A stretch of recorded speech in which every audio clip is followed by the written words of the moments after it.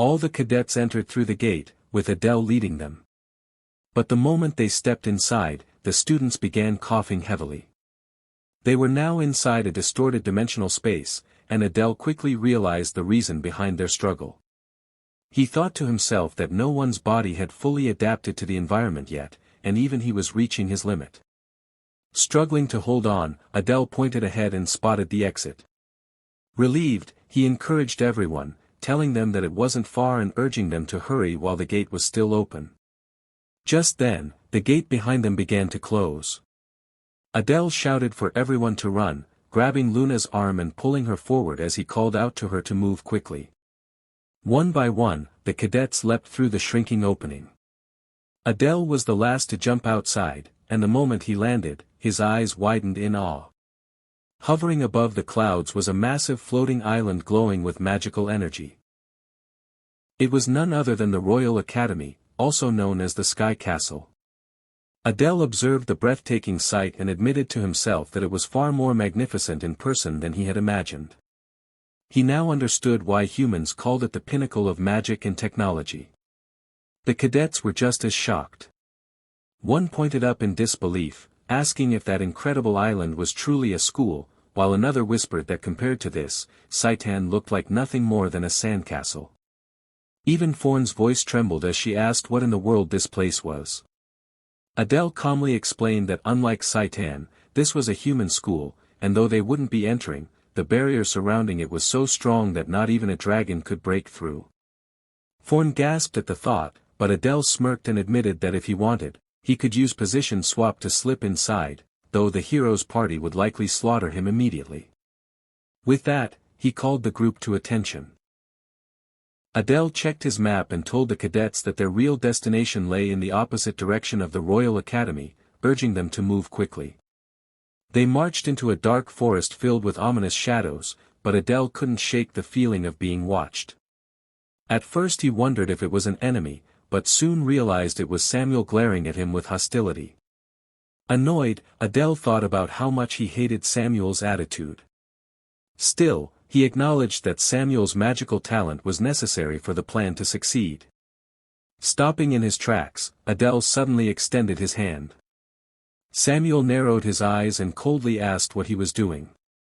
Adele told him plainly that he knew Samuel disliked him, and the feeling was mutual, but this time they needed to work together.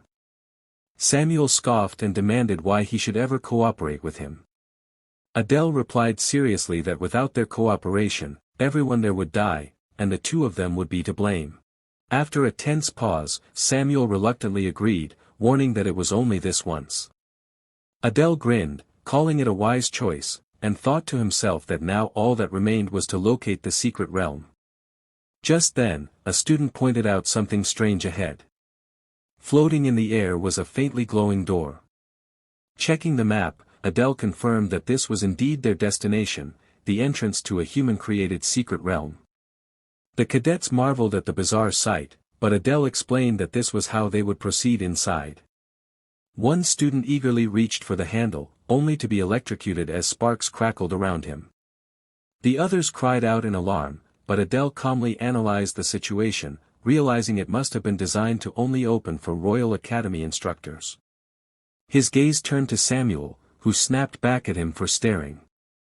Smirking, Adele told him that it looked like this was his task. Though Samuel mocked him for being a half-breed unfit to lead, Adele kept his cool and suggested channeling mana directly into the handle. Reluctantly, Samuel obeyed, and the door creaked open under his power. Adele gestured for everyone to enter, assuring them that no trap seemed to be waiting just beyond the entrance. As they stepped inside, the space opened into a vast mountainous area with a single path lit by the rising sun. Fawn looked around in awe, remarking that it felt very similar to the demon clan's secret realms. Adele confirmed this, explaining that the humans had created it as an examination ground for entire classes. Samuel frowned and asked if that meant it would be filled with traps and monsters, and Adele admitted that it was. One of the students suggested setting up an ambush outside and waiting for the humans instead. Adele smirked, praising the sharp idea, but explained his reasons for going inside. First, he already knew how to bypass every trap in the realm, which meant the humans would suffer from them instead. Second, their group would be long gone before the humans even arrived. Samuel, however, still didn't understand the point of entering, and Adele only chuckled to himself, further irritating him. Finally, Adele revealed the truth. This place wasn't just similar to the demon world's secret realms, it was designed for humans to practice conquering them. That meant there was treasure hidden inside. The cadets' anticipation grew as they pressed onward until Adele raised his hand, signaling for them to stop. The group arrived at a forked path with 6 eerie trails stretching into the darkness. Samuel looked around cautiously and muttered, "A crossroads with 6 different paths." Fran, clearly frustrated, pointed at the trails and snapped, "Which way are we supposed to go?" "No, not that way." Adele stepped forward, pressing a hidden switch, and warned firmly, "You must not go that way." Suddenly, a hidden path revealed itself, and Adele confidently pointed forward. "This way will lead us straight there. Follow me." Samuel raised an eyebrow, doubt flickering across his face. "How on earth did you even know that?" Adele smirked. "What do you mean how? I set this place up myself. Of course I know it well." Deeper inside the cave, they noticed a box sitting in the middle. "It's this box," Adele declared. Fran leaned closer, curiosity evident in his eyes. "What exactly is inside it?" Adele shrugged casually. "This is my first time here too, so I don't know that much." Fran nodded in understanding, and Adele, growing impatient, suggested, "Shall we open it first, then?" They pried it open and pulled out some plain-looking items. "A canteen and a sandbag?" Fran asked, confused. Samuel grimaced. "What are we supposed to do with this kind of useless junk?" Adele held up the canteen calmly. "The sandbag may look worthless, but the canteen looks extremely useful. Look," he tilted it, and water suddenly gushed endlessly from the tiny flask. Fran stared in shock. From such a small canteen, this much water pours out. Adele explained steadily, holding it with care. "It's a canteen capable of storing water for dozens of people. With this alone, we won't have to risk our lives searching for water." Samuel crossed his arms and scoffed. "Humph, hiding nothing but a water flask underground. How unimpressive." Adele frowned slightly, thinking to himself, "It's strange that Satan would give artifacts to kill people, yet put this kind of thing here." Closing the lid, he turned serious. "We've got everything. Let's head out. A battle will erupt here soon, so take a good look around while you can."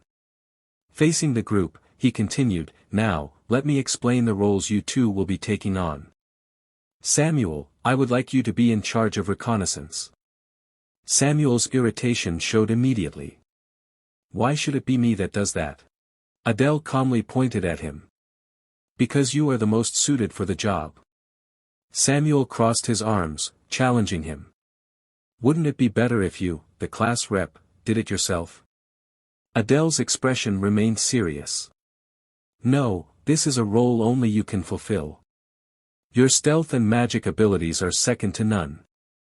I trust in them, so please." After a pause, Samuel nodded reluctantly. "All right," he smirked faintly to himself. He suddenly looks rather pleased. Did he want to take on the role of scout from the start? Meanwhile, Adele silently observed, feeling reassured. "I can't leave my spot in the beginning since I must monitor and direct, but with him handling this crucial task, I feel reassured." Samuel sighed, giving in. "If you're asking for help like that, then I suppose I have no choice." Adele smiled. "Oh, you won't be scouting alone?" Samuel raised a brow. "Then will one of the other cadets be going with me?" Adele shook his head. "No, not a cadet." Just then, Adele raised his arm, and a bird swooped down to land gracefully. Fran's eyes widened in shock. "Wait a second, that's a hawk. And not just any hawk, but one famed for its outstanding information gathering. Adele squinted at it. It looks like a sparrow, yet it's called a hawk in the demon realm. Stroking the bird gently, he explained, this is Instructor Aries' bird. I borrowed it for this mission. I grew close to it, so I even gave it the name Shijo. Samuel frowned skeptically. That Instructor Aries, who acts like he'll kill you any moment. Why would he ever treat you kindly? Adele reflected calmly. Now that I think about it, I did feed it for quite a while and got closer to it, but I'm not sure it trusts me as much as it trusts Aries. Closing his eyes, Adele focused, syncing his vision with the hawk's. Let's test it, he muttered, and softly added, I guess I can't replace its true master. His eyes glowed faintly as realization dawned. I see. I am able to share vision through Shijo's eyes.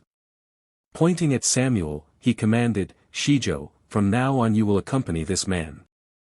The hawk flapped down near Samuel, startling him. Come down. You're just a mere beast, how dare you?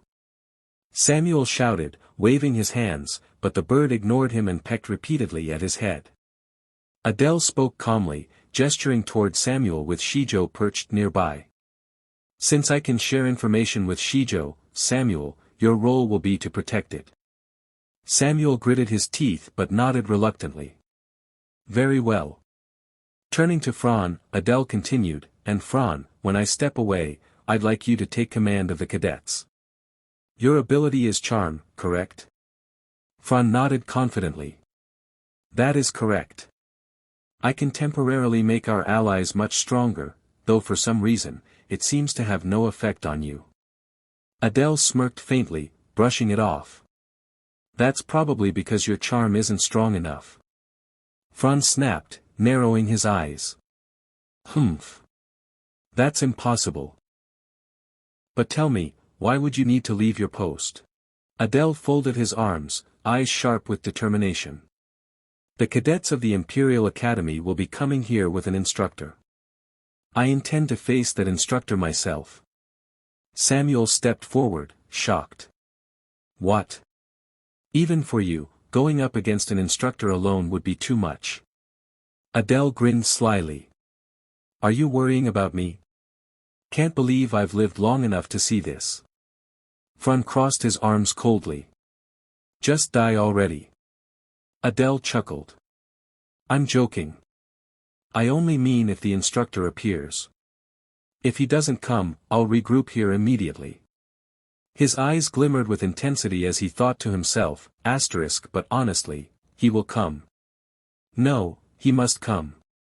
If I'm to expand my total mana capacity, then I need this, he declared firmly. Now, the roles are decided, Samuel will scout, Fran will command, and I will face the human instructor. Fran hesitated. So, what should we do right now? For a moment, all of them fell silent, lost in thought. Adele stretched casually, breaking the tension. First of all, I'm hungry. Let's eat.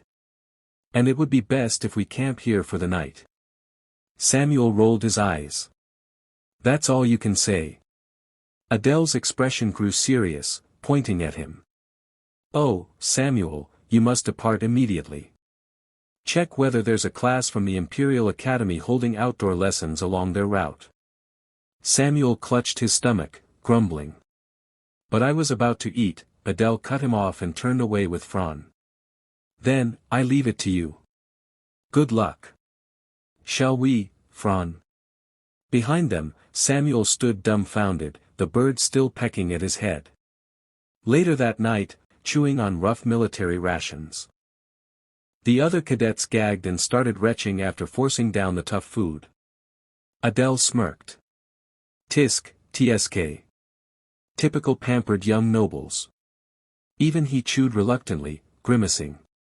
It tastes disgusting, but in this situation we have no choice but to eat. For battle, proper nutrition is essential. Still though, ugh, so this is what worm droppings must taste like. Luna noticed Adele staring and raised a brow.